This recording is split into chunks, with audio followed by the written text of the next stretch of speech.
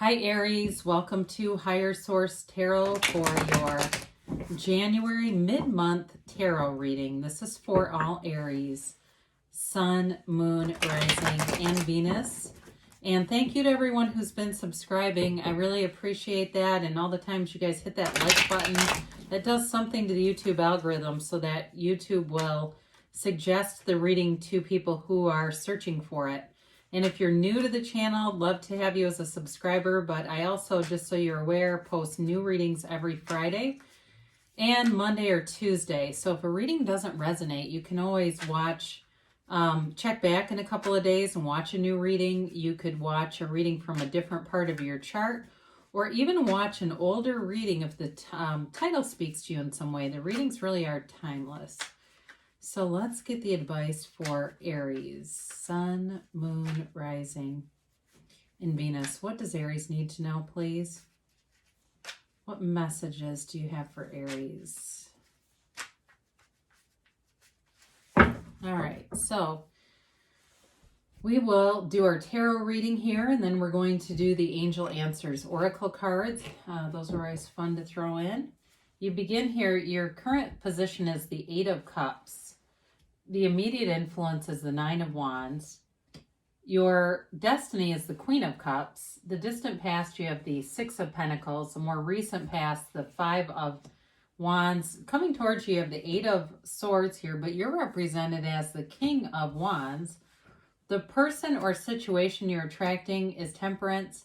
Your hopes and fears are the Queen of Wands. You got the King and the Queen here, couple here, plus the outcome is the Lovers. Now this is interesting. So the bottom of the deck clarifiers are the Empress and the Seven of Swords. So with those two, those are like obstacles or things that may be barriers to the outcome of this Lovers card. And I do feel like you've got the 7 and the 8. So those two are related to me. You have here Sagittarius, you have Gemini, you have Earth, and you've got all the elements. Yeah, you do. You've got all the elements here. So your current situation, you're searching for deeper meaning, and it feels like you're, as you have this Eight of Cups, it really is seeking. It's being a seeker, but it's also leaving a situation that's it's not negative necessarily, but it's wanting more. Now, the Nine of Wands here as an influence is one of the wounded warrior, okay? And so for some of you, you may have wounds that run deep. They're childhood wounds, they are lifetime wounds, and there may be a pattern that you're wondering, how do I break this? How do I break free of this? And so some of it is just that real awareness and recognition that everything around you is a manifestation from within you. And I know that can be hard to hear. Now, kids manifest differently, okay? So if there's been abuse, like childhood abuse, it's not to blame a child. It's probably an energy around the child, and the child has no understanding, and so situations keep replicating to match that negative energy around them. And it's not like they're at fault. They have no idea. So I do want to be clear about that, because sometimes people don't always understand that, when you're younger, you're still manifesting, but maybe without the information that you have access to now. So with this, you do have a much improved energy coming on. And there's parts of you that may feel like this has been a long journey. That's what I get. It's like, this has been a long journey. It's time for me to, be where I'm at and start receiving. Okay, for those of you that have kind of felt like giving up at times, or like, why am I even on this? Well, if you have a life, you have a purpose here. Okay, you do. And you're on this soul's journey for a reason. And your destiny is the Queen of Cups. Some of you may be a parent, and that's part of your purpose here in your life's journey, is to give love, but also to have unconditional love returned to you. And even if you have a kid who's unruly, or, the Queen of Cups, actually, I hope I didn't call her the Wands, because the Queen of Wands is here later, but the Queen of Cups can actually have kind of wild kids, that energy of allowing a lot of autonomy and freedom, almost to the point where it can be chaotic. So be aware of that if you're going, yeah, that might be me. I hear something upstairs, or I hear something in the other room that doesn't sound good. I know it's a kid throwing another kid around. It's just part of the nature of her. She's loving, very unconditional, very tolerant mother, okay? If you're not a parent or you're not a mother, because you don't have to be a mother necessarily to resonate with this, you could also be the dad that lets the kid cook and make a complete mess out of the kitchen. It doesn't matter. It also, though, is to be vulnerable, keep your heart open, because one of the things that can happen in life is we get hurt and we end up with an armored heart. An armored heart and a noisy mind attract more chaos. So as you go through life in the more distant past, you had the Six of Pentacles here. So some of you may have really been keeping things going for your family, for your work life. It's a real reciprocal type of energy, though. There's a giving and receiving with this. So some of you may have had a bit more to give. Maybe you gave earlier in the year when the pandemic was really beginning to take form and it was scary and nobody knew what was happening. Maybe you were out there donating money and gift cards and things like that. Or you may have been on the receiving end. If you work in the medical field, you may have been on the receiving end, hopefully, I hope you were, of people in your community doing things to I wanted to say celebrate. That doesn't quite seem like the right word, but to really recognize your contributions, or if you're a teacher or something like that, where you were an essential worker, even working at a grocery store, maybe you got gift cards or something because you were always there. And, you know, in a position where if you weren't there, the thing doesn't run. The more recent past, you got the Five of Wands. So again, a little bit more chaos. And these also are kids. So I don't usually get this in a reading, but I do feel like there's something about somebody's kids here being kind of rambunctious or a little chaotic. But with this, so it can also be competition. So for some of you, you may have been in the dating scene and felt like there was competition around you, or like it was just kind of a dog-eat-dog thing trying to meet people in a pandemic. Or if you had chaos in your relationship, that could also be a factor here. So had to take a minute to cough there. So here we go. Coming towards you, you've got this restricted energy, and it is a self-imposed prison, okay? It's that noisy mind again. I mentioned the armored heart and the noisy mind, not great companions. So for some of you, you may have a lot of people around you giving you feedback, and it's keeping you a little bit stuck. Or there may have been an interaction with that Five of Wands that has you questioning somebody here. And I do feel like that's where this shows up. That there's something about questioning somebody's intentions and maybe not wanting to see the truth about them. I don't feel like this is a love interest, though. It feels like something else. Maybe there was somebody around you who made a disempowering comment, and it just has you kind of stuck wondering, do I continue on with this person? Do I continue on with this situation? And it feels more like a friend or something at work, where it's like that kind of environment where you have contact, but it's not a significant other to me. I do feel like if you let go of this person, you will grow and expand, whoever this is. And their intentions are from insecurity. It comes from a place of being very insecure.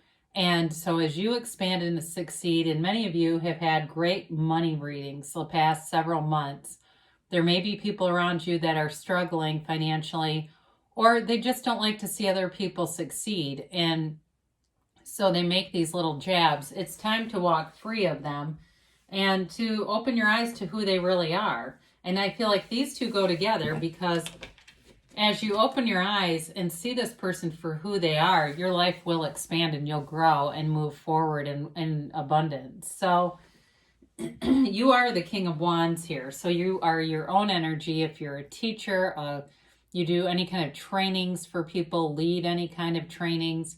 You are a natural leader. You are the initiator of the zodiac. Aries goes where other signs can't. And so with the King of Wands, it has you inspired in terms of meeting goals, setting goals, following through, starting new endeavors, especially with work and money. If there's anything that you've got in your mind, taking off the beginning of the year would be the greatest time to do that. It's this energy of taking action, putting commitments first, and following through with them. So with the Temperance card, you are attracting somebody here. It could be a reconciliation for you. But whoever this is, they're very easygoing, and it may be something that's newly beginning. If it's not a reconciliation, it's like just getting started here. But it feels very effortless. Okay, it's easy. They're easy to be around. They're in that higher vibrational. This is not the Seven of Swords, by the way. I don't feel like there's much of a connection, if any at all, to that person, other than maybe this person may give some guidance like, hey, it's not that big of a deal, just kind of live and let live. That's who this is. And excuse me, they bring people together, whoever it is. It's Sagittarius energy here. But they harmonize people and galvanize people. And so there's a new beginning here with this person. So if it is from the past and it's reconciliation you're looking for, that's possible. But it feels more new to me, like it's somebody who is a new beginning. And there's love. There's harmonious energy. So, excuse me again, your hopes and fears here, you've got the Queen of Wands. Now, the Queen of Wands brings in passion into a relationship, okay? The card is drawn with her knees apart, and that was to suggest that there's a heavy sexual chemistry here in the relationship, okay? So the Queen of Wands is a card of romance, of lustful kind of energy, of having fun though too. There is commitment here, so it's not just hooking up with somebody. There's definitely a commitment, and there's definitely a loyalty here. There's loyal people around you other than that Seven of Swords. It feels like the rest of the people around you, as you leave that conflict behind, have your best interest in mind and want to see you win and want to see you move forward with things. So the Lovers is your outcome, and you do have two archangels in the reading. You've got Michael, and then you've got Raphael here in the Lovers. They're telling you it is a relationship that changes your life. It's a very important relationship, whoever this is. It's a match. Now, this can be about work, too, and also suggesting it's a match. But as you see these together, the person you're attracting, the clarifier, is allowing yourself to have more. And of course, the Lovers is a beautiful, deep love. I mean, there's a soulmate relationship here. There's a soulmate connection here. And it runs deep, and it's very true. I mean, it's very pure as far as the love that's here. Now, if there's some kind of obstacle, if it's a reconciliation you're wondering about, this is also the card of overcoming obstacles and being together no matter what. It doesn't really matter. It's your reality. So you create your own reality. So if it's something that seems like it's even insurmountable, be aware that you have created that through your own energy field. So it really comes down to your beliefs and changing those beliefs and knowing and seeing that anything is possible. It happens all the time that people reconcile. It happens all the time that people meet somebody out of the blue, and even over wrong numbers and things. So that could be you. With this, I definitely see a strong connection here. And again, as you let go, you'll receive. It's just such a paradox, but it's always so true, isn't it? So we'll do the angels here.